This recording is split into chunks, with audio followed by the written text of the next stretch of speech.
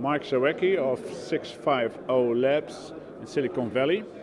Thank you for having you here with us at what we call in the Netherlands the Nationaal Management and IT Symposium. It's about IT. You said you are the only corporate accelerator in Silicon Valley. What does 650 Labs exactly do? We help large global companies both understand and respond to disruptive innovation. Everyone's talking about innovation, and our view is a lot are getting it wrong. We think a lot are doing a lot of innovation theater, they're going through the motions, they're buzzword compliant, they use a lot of jargon, but large companies aren't growing very well, and we think they're actually using a lot of the wrong techniques to innovate. Mm-hmm. So this is an accelerator and not so much a party who is investing in new companies. You're not dealing with startups at all. No, we're not a venture capitalist or investor. We're helping corporates grow faster than they're growing today. Yeah. You're a consultant. No, we actually help them build the business. Mm-hmm. And what is the difference between you helping to build a business and a consultant? I think consultants are good at writing PowerPoint decks.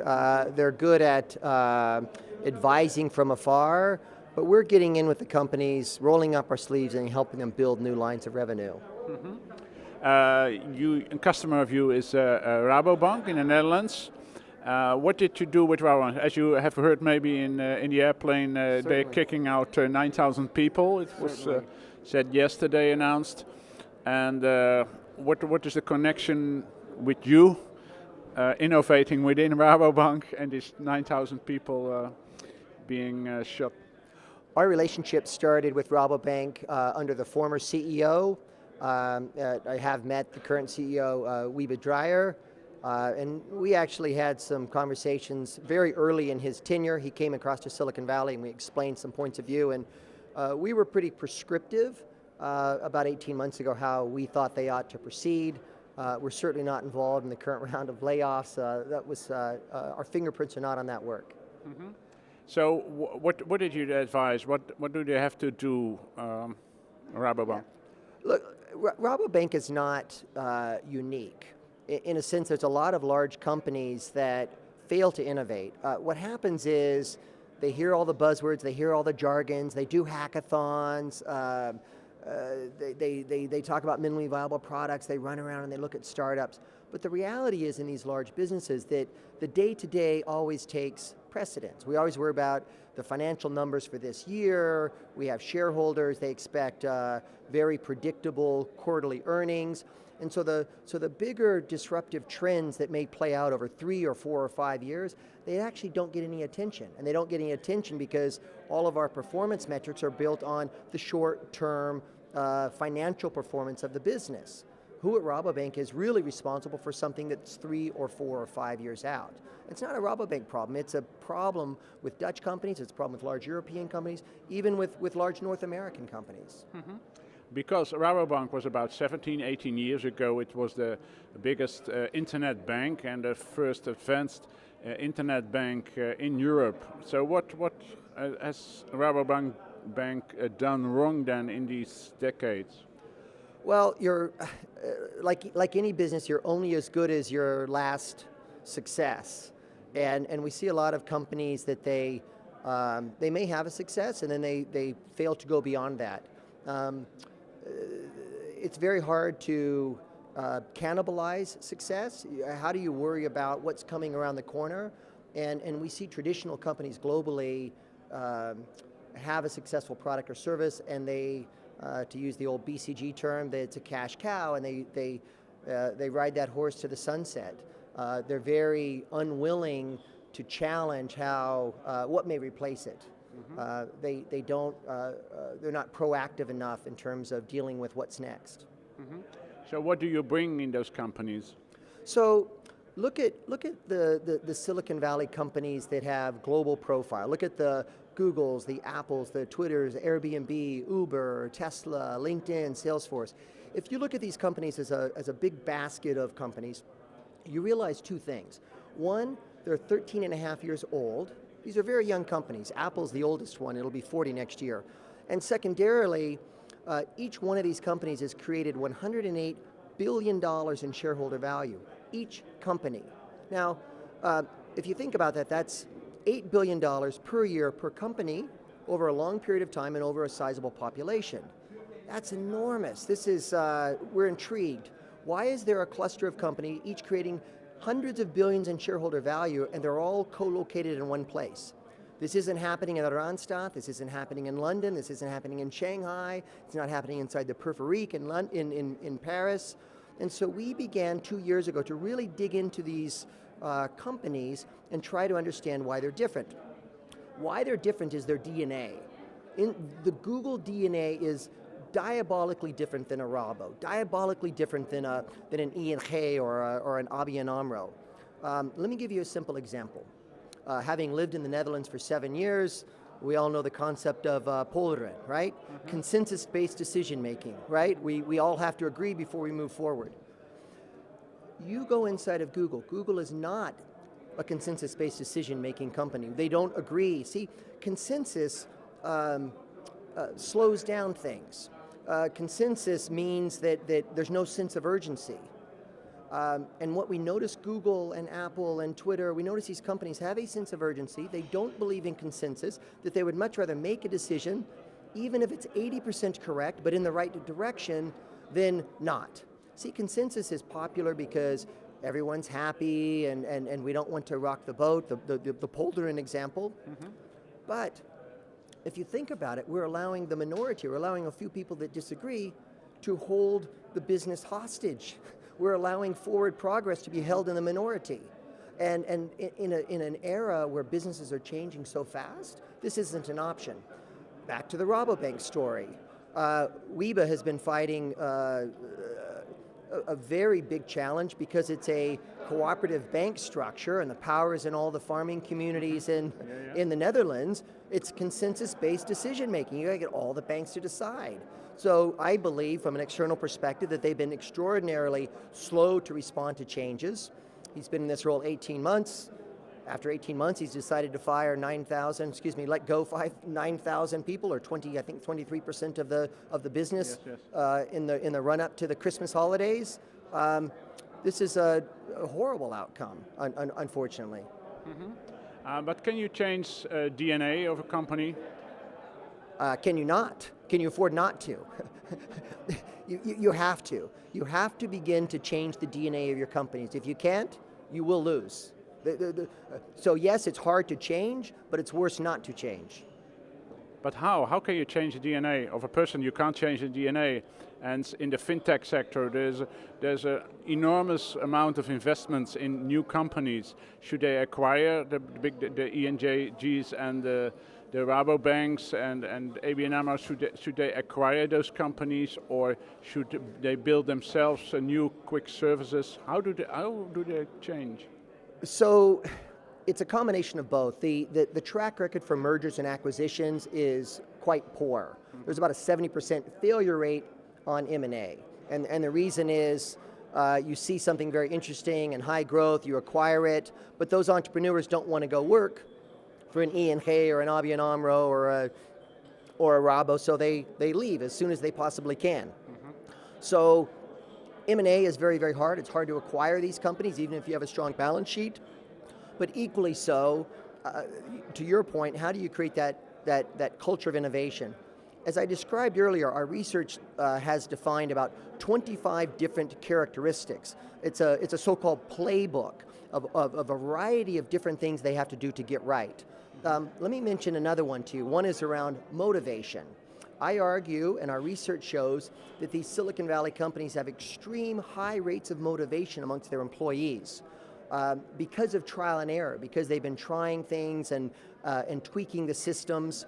And I don't see this in large Dutch companies or large European companies. No? Are you sure? Because people working there are satisfied because they are not in a hurry. They can do every day what they want to do in a rather easy way.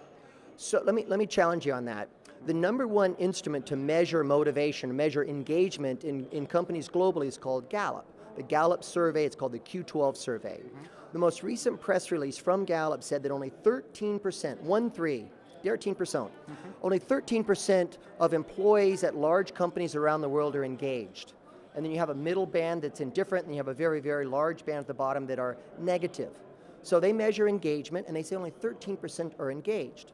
Now, this is their data. So if the typical large company only has 13% of employees engaged, they're turning up caring about the forward progress of that business, how are they going to innovate if only 13% of people coming in the door are engaged?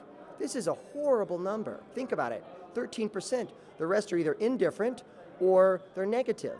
So this idea of what motivates people, there's 50 years of academic research on this, and I believe that these Silicon Valley companies, through trial and error, have stumbled across it. People need variety in their work. Don't let them paint one side of the box every day, right? Let them paint two sides of the box or three sides of the box.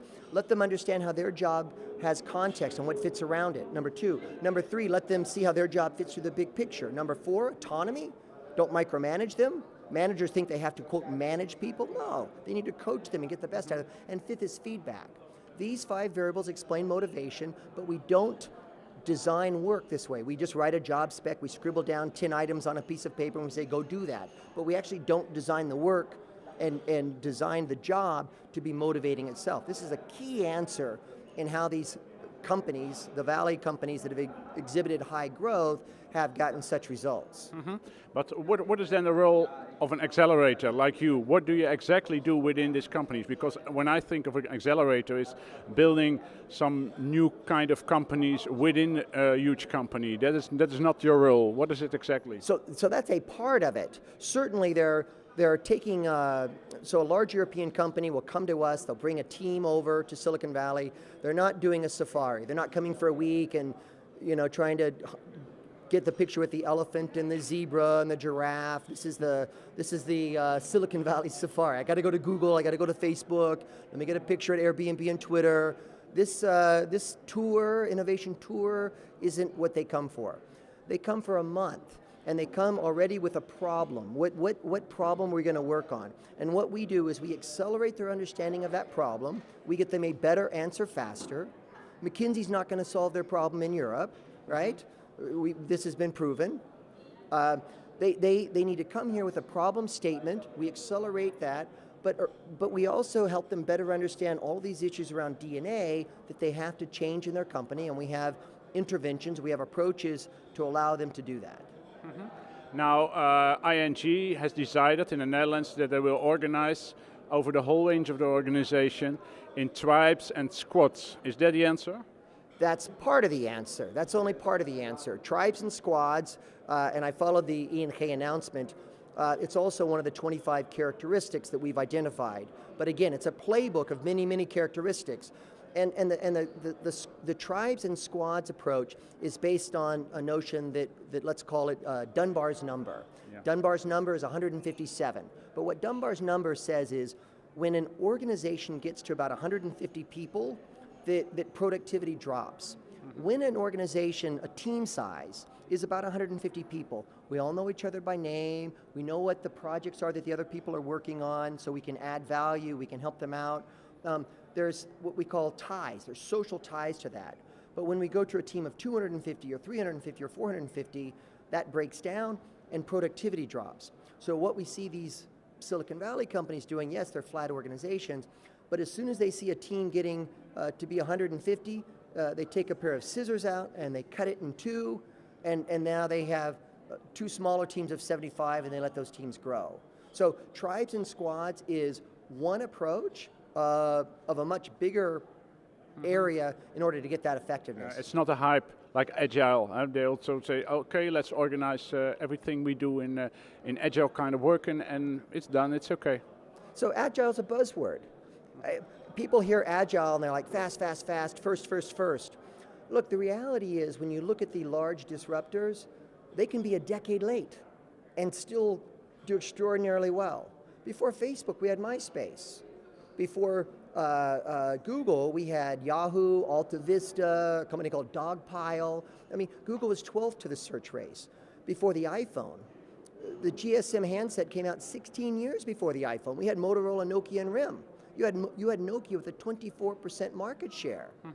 And so you don't have to be first. So this whole agile, fast, I'm not so sure. Because when I look at the valuations of these companies that waited a while and then really, really got it right, they've produced magic. One last example is Airbnb, which has today about a $30 billion private company valuation. They're not public yet. But look, we've had Gîtes de France on Minitel for 30 years in France. All that Airbnb is Gîtes de France. It's not new. This is old wine, new bottles. Yeah. So you don't. This whole agile stuff is hype. There's a lot of hype to it. Yes, you have to break down how you solve problems. I get that. But this first to market, fast to market, which also is implied in agile, isn't necessarily true. Yeah. On your website, you talk about an innovation lab, pop-up lab. Pop-up lab. What is that? Well, this is the innovation pop-up innovation lab, as you refer to it, is really our language around a corporate accelerator. Bring a team from Europe, bring them to our office, spend one whole month there. Let's not go for the Safari and get the Google and Facebook photos. Let's go deep on a problem, on a strategic problem that the board cares about, get a better answer faster in the US, and begin putting some of the DNA in place to make that successful. Okay, Mark, thank you very much. Thank you.